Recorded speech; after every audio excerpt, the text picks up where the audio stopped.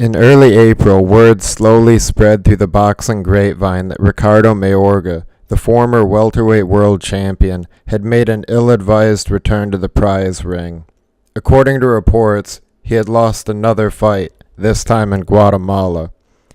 The news that the 45-year-old Mayorga had been knocked out for the ninth time in his career was met with plenty of sympathy, but little in the way of surprise. Boxing is a sport where plenty of ex-champions have fought past their prime. But even so, something about Mayorga's late career tailspin has been especially disturbing. In the aftermath of the bout, grainy footage eventually emerged of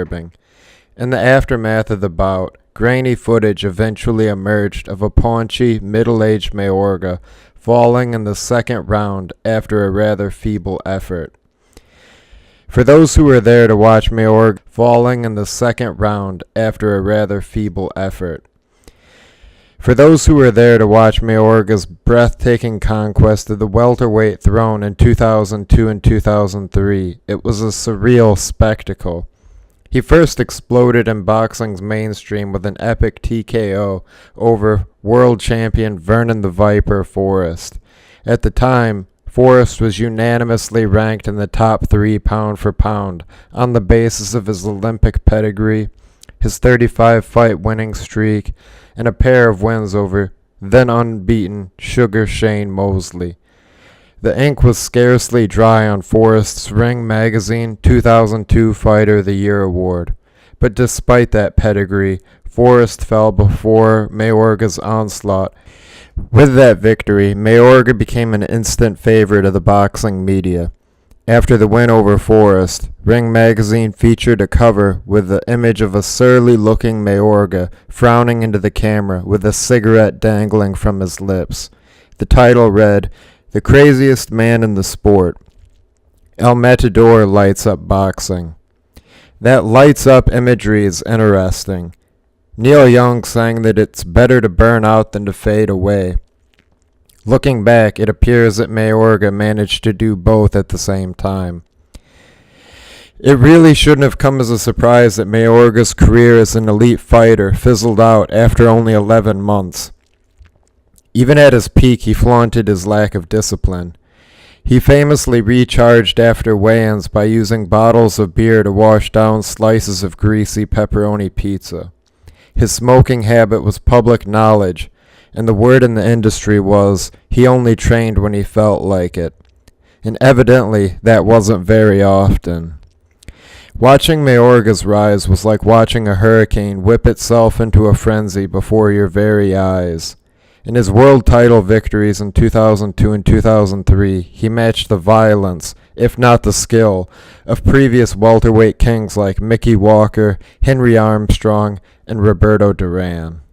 But El Matador's undisputed title reign ended less than 11 months after it began. The hype bubble was punctured by the soft punches of Corey Spinks, who managed to dip and dot his way to a 12-round majority decision. If the rise of Mayorga mania was like watching a hurricane brew over the Caribbean, observing his decline was like someone letting the air out of a whoopee cushion. After losing the title to Spinks, Don King quickly booked Mayorga into a rebound fight with Jose Antonio Rivera for a shot at the lightly regarded WBA title. That bout would have likely been a pit stop en route to a rematch with Spinks, but we'll never know for sure since Mayorga showed up 7 pounds over. As a result, Rivera withdrew from the fight, and in stepped journeyman Eric Mitchell on 1 day's notice. In the fight itself, Mayorga looked unfocused as he outpointed Mitchell over the course of 10 rounds. The weigh-in fiasco and the poor performance were a clear indication that Mayorga was on his way out of boxing's elite. Perhaps his managers realized this as well. Promoter Don King next scheduled him for a fight with the returning Tito Trinidad at 160 pounds. Although the bout was guaranteed to do big business for all parties involved, from a competitive standpoint, it was a total mismatch. Trinidad had insurmountable advantages in skill, speed, power, and size. Mayorga only had his bravado in the hope that Trinidad was rusty after a lengthy layoff. After some fiercely fought early rounds, the fight soon turned into the anticipated target practice session for Trinidad. He tortured Mayorga before ending the night with 3 knockdowns in the 8th round. He then rebounded by beating Michel Picciarello for the WBC junior middleweight title. Despite shedding 6 pounds for the fight, he still looked bloated in comparison to his glory days at welterweight. Nevertheless, Mayorga lifted the alphabet strap with a wide 12-round unanimous decision. That victory led to a mega fight with the Golden Boy, Oscar De La Hoya. The event generated 925,000 buys on pay-per-view, producing the kind of monetary return that would have been unimaginable when Mayorga was a young pug fighting for peanuts on the Central American club scene. The bout turned out to be a financial windfall for the Nicaraguan bruiser, but it was also a professional catastrophe. Only a minute into the bout, Mayorga was sent to the canvas by one of Oscar's patented left hooks. From that point on, the fight was a shooting gallery. Oscar fought with a zeal he hadn't shown in years, strafing Mayorga with power punches until the bout was mercifully stopped in round 6.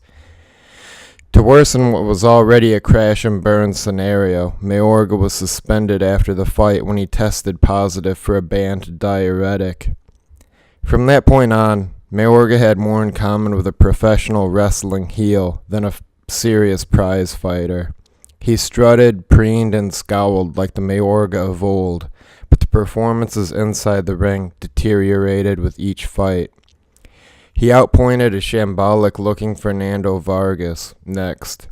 That win earned him a 12-round knuckle sandwich delivered courtesy of Sugar Shane Mosley.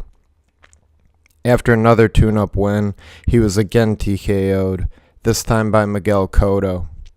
In 2003, he made a bizarre foray into mixed martial arts. He failed to win any of his 4 MMA fights. After that detour, he netted 2 more wins in professional boxing before again losing by knockout in a pointless rematch with Shane Mosley. After the rematch loss to Mosley, he lost 2 of his next 3 fights before his latest defeat against Lester Martinez, a fighter who is making his professional debut. Watching proud former champions crumble with age is one of the worst parts of being a boxing fan. They continue to fight for a variety of reasons. Some need money, others thrive on the structure and discipline the sport provides. Most are motivated, at least in part, by a lust for the spotlight, and I suspect this is true of Mayorga. If it is, who can blame him? As lineal welterweight champion, he was part of one of the rarest groups in sport, part of a lineage that includes men like Tommy Ryan, Barney Ross, Henry Armstrong, Sugar Ray Robinson, and Kid Gavilan. Despite a pre-fight pledge to retire if he was defeated by Martinez, after the KO loss, Mayorga stubbornly insisted that he would fight dos veces más. Whether this is true or not, I don't know. But when he does bow out, boxing fans will breathe a sigh of relief, not just out of concern for his safety, but because his descent has been a subtle but steady reminder that Father Time has grim plans in store for us all.